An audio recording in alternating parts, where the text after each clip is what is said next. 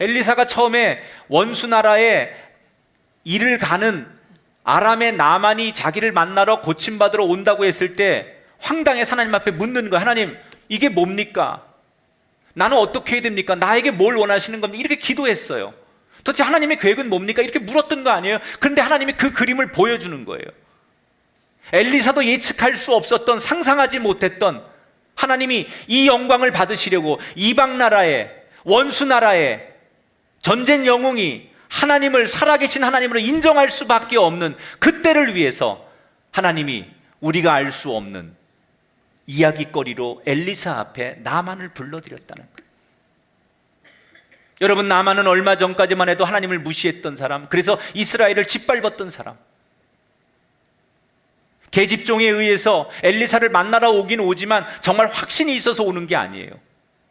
우습게 생각하고 자기의 권위와 능력을 가지고 힘을 가지고 거절할 수 없는 그런 파트너라고 생각하고 정복자의 마음으로 엘리사 앞에 온 거예요. 그런데 그랬던 그가 어떤 순간에 무릎을 꿇고 하나님을 경외하고 엘리사를 높이는 그런 겸손의 사람으로 만들어졌습니까? 엘리사가 왕과 그에게 던졌던 한마디죠. 하나님이 계신데 뭐가 걱정이십니까? 우리는 흔히 복음을 직접 만나서 전해야 전도라고 생각합니다. 그러나 사실 다가가서 직접 복음을 전하는 것만이 전도가 아니라 때로는 우리의 삶으로 말 한마디로 보여주고 하나님을 드러내는 것도 전도예요. 특히 지금 같은 관계, 우리가 살면서 너무 껄끄러운 사람, 원수, 만나고 싶지 않은 사람, 만나면 숨 막히는 사람, 그런 사람에게 어떻게 전도를 해요? 아니, 성경에서 원수를 사랑하라고 하지만 정말 여러분 평생에 이를 갈고 도저히 용서가 안 되고 만나고 싶지 않고 이 사람 부딪히고 싶지 않은 그 사람에게 전도하라는데 그게 안 되잖아요. 그럴 때 여러분 직접 만나서 예수 믿으세요, 복음을 전하고 복음을 제시하는 그런 전도가 할 수 없어요. 그때 뭘 하는 거냐? 지금 엘리사가 한 걸 하는 거예요. 당당한 내 신앙을 그 원수에게 보여주는 거예요. 그래서 우리가 늘 나를 미워하는 사람 또는 나를 괴롭히는 사람, 여러분 가정에서 여러분의 신앙을 인정하지 않는 가족들 앞에서 우리가 늘 이 말을 할 수 있어야 돼요. 뭐라고 얘기를 해야 되느냐? 그냥 보여주는 거예요. 저는 하나님이 계시니까 걱정하지 않습니다. 아람의 왕이 자기 군사들이 그런 일들에서 죽지 않고 살아 돌아왔다는 이야기를 듣고 아람의 왕이 뭐라고 고백하느냐? 하나님은 정말 살아계시고 위대하신 신이구나라고 인정하게 됐다는 거예요.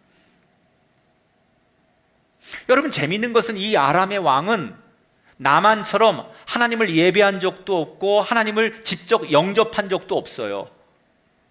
그런데 지금 전쟁에 나갔던 자기 부하 군인들의 겪었던 이야기를 통해서 하나님을 두려워하게 돼요.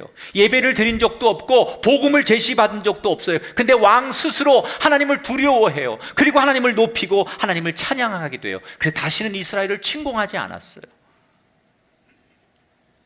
누가 이 아람 왕에게 예배를 같이 드려서 은혜를 받게 한 적도 없고 복음을 전한 적도 없는데 이 왕 스스로가 하나님을 인정하고 하나님을 높이고 하나님을 두려워하고 하나님을 찬양했어요. 어떻게 그게 가능했을까요? 복수의 기회가 왔을 때 복수를 복수로 하는 것이 아니라 오히려 진심으로 그들을 섬기고 대접했기에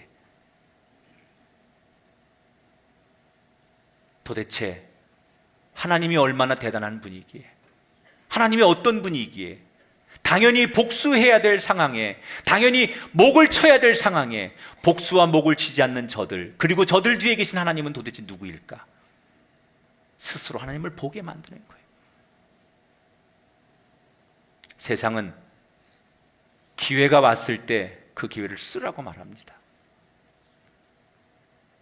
두 번 다시 이런 기회가 없을 테니 당연히 응징하고 복수하는 게 맞다고 세상은 가르칩니다. 그런데 성경은 그러지 말라고 가르쳐요. 이게 원수를 전도하는 방법이에요.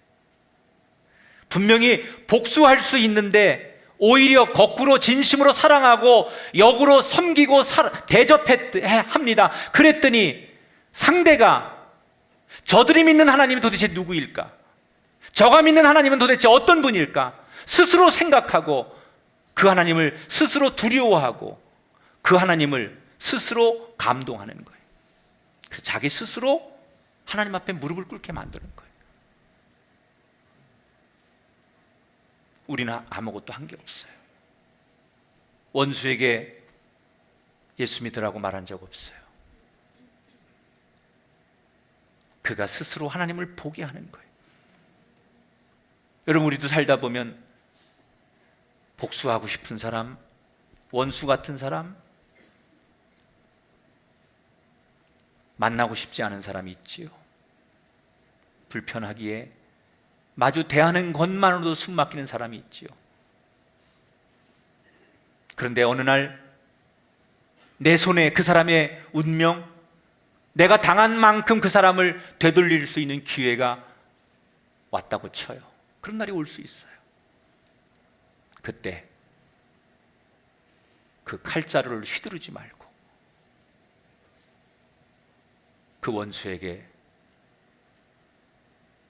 사랑으로 대해 보십시오. 거기에 기적이 일어날 줄 믿습니다.